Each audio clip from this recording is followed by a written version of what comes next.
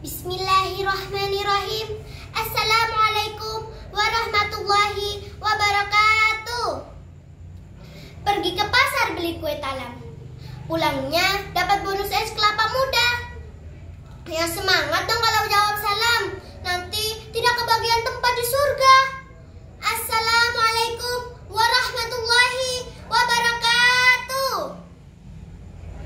Alhamdulillah wa syukurillah ya. Semua jamaah di sini akhirnya semangat menjawab salam. Walaupun terpaksa, ternyata semua orang mau masuk surga. Alhamdulillah, alhamdulillahilladzi unzila fihi al-Qur'an hudan lin-nasi wa bayyinatin minal huda wal furqan. Asyhadu an la ilaha illallah wa asyhadu anna Muhammadar Rasulullah. Allahumma shalli ala sayyidina Muhammad wa ala alihi wa sahbihi ajma'in, amma ba'du. Hadirin para jamaah yang insya Allah dirahmati oleh Allah Subhanahu wa Ta'ala. Pertama-tama dan yang nomor satu, marilah kita bersyukur kepada Allah Subhanahu wa Ta'ala atas segala nikmat, terutama nikmat sehat dan sempat sehingga kita bisa bersama-sama bersua, bertatap muka, bertemu dan saling sapa di ruangan yang insya Allah penuh berkah ini. Sungguh ada banyak nikmat yang telah Allah berikan, dari nikmat yang besar hingga nikmat yang paling kecil yang mungkin sangat jarang kita syukuri. Apa itu nikmat yang kecil dan jarang kita syukuri?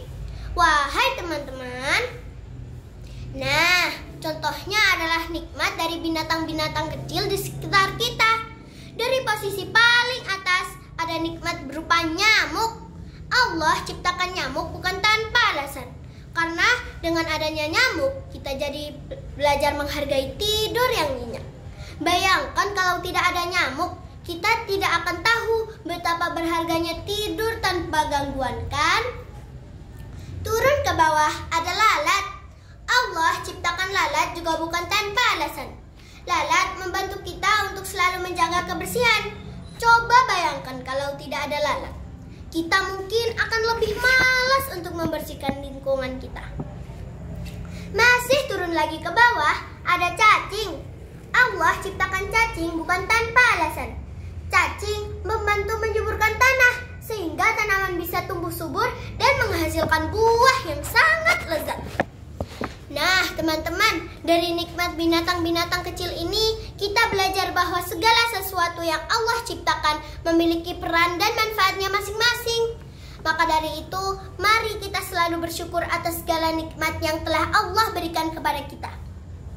Shalawat dan salam, marilah tak bosan-bosannya kita sampaikan kepada Nabi kekasih Allah, Sayyidina Muhammad Sallallahu Alaihi Wasallam. Semoga dengan seringnya bersolawat, kita akan mendapatkan pertolongan beliau di hari kiamat nanti. Jamaah rahimakumullah, pada kesempatan kali ini saya akan menyampaikan ceramah singkat tentang Al-Quran sebagai pedoman hidup dunia akhirat. Allah Subhanahu wa Ta'ala berfirman dalam Al-Quran surah Al-Baqarah ayat 2. A'udzu billahi minasyaitonir rajim. Bismillahirrahmanirrahim. Dzalikal kitabu la raiba fihi hudzal lil muttaqin. Shadaqallahul azim. Artinya, kitab Al-Quran ini tidak ada keraguan padanya, petunjuk bagi mereka yang bertakwa. Jamaah yang dimuliakan Allah, Al-Quran adalah kitab yang berisikan firman Allah, diturunkan kepada Nabi Muhammad melalui perantara malaikat Jibril sebagai petunjuk bagi semesta alam. Mengapa tadi surah Al-Baqarah ayat 2 diterangkan bahwa Al-Quran itu tidak ada keraguan darinya?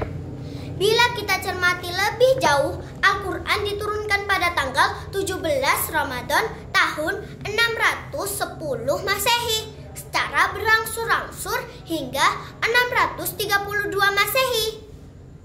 Tapi sekarang sudah 1400 tahun lebih telah berlalu. Namun juz dalam Al-Quran masih 30.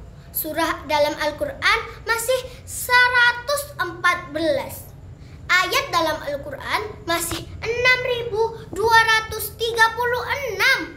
Dan huruf dalam Al-Quran masih 1.027.000. Artinya Al-Quran masih utuh, tidak ada yang berkurang dan tidak ada yang bertambah. Karena Allah yang menjaganya hinggalah nanti saatnya tiba, yaitu hari kiamat. Takbir, Allahu Akbar, Allahu Akbar, Allahu Akbar. Jamaah yang senantiasa dirahmati oleh Allah Subhanahu wa Ta'ala, ada 6 isi Al-Quran yang menjadi pedoman dan petunjuk kita baik di dunia maupun di akhirat. Pertama, petunjuk akidah.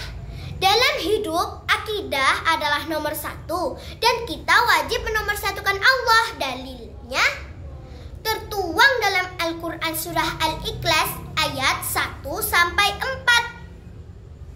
A'udzu billahi minasyaitonir rajim. Bismillahirrahmanirrahim. Qul huwallahu ahad, Allahus samad, lam yalid wa lam yulad wa lam yakul lahu kufuwan ahad. Shadaqallahul adzim. Artinya, katakanlah dialah Allah yang Maha Esa. Allah adalah Tuhan yang bergantung kepadanya. Segala sesuatu Dia tiada beranak dan tidak pula diperanakan, dan tidak ada seorang pun yang setara dengan Dia. Inilah petunjuk tentang akidah bahwa Allah itu Maha Esa, Allah tidak beranak dan tidak diperanakan. Tidak ada sesuatu apapun yang setara dengan Allah, sehingga kita wajib bergantung hanya kepada Allah. Jamaah yang dirahmati oleh Allah Subhanahu wa Ta'ala, adapun isi pokok Al-Quran yang berikutnya adalah akhlak, hukum, sejarah, dan dasar-dasar ilmu pengetahuan. Semua perilaku kita dalam hidup telah Allah berikan contohnya, dan teladan utama ialah Rasulullah Shallallahu Alaihi Wasallam. Pun demikian dengan sejarah, kita bisa belajar dari kisah Maryam, kisah Luqman, kisah Raja Zulkarnain, hingga kisahnya Abu Lahab.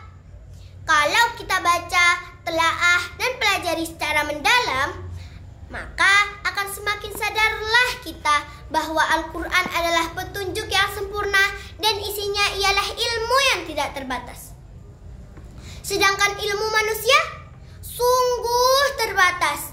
Apalagi kita berpikir sebentar, sudah berasap kedua telinga. Jamaah rahimakumullah, marilah sama-sama kita jadikan Al-Quran sebagai pedoman hidup di dunia dan mencari tambahan bekal untuk menghadapi ngerinya pengadilan di akhirat. Semangat selalu ya jamaah. Takbir, Allahu Akbar, Allahu Akbar, Allahu Akbar. Demikianlah ceramah yang bisa saya sampaikan pada kesempatan yang mulia ini. Mohon maaf atas khilaf dan salah. Saya akhiri dengan pantun. Bulan puasa aku lari pagi bersama teman. Sepulangnya bajuku basah oleh keringat. Al-Quran adalah sebaik-baiknya pedoman. Pelajari dan amalkan untuk bekal di akhirat. Wabillahi taufik wal hidayah. Wassalamualaikum warahmatullahi wabarakatuh.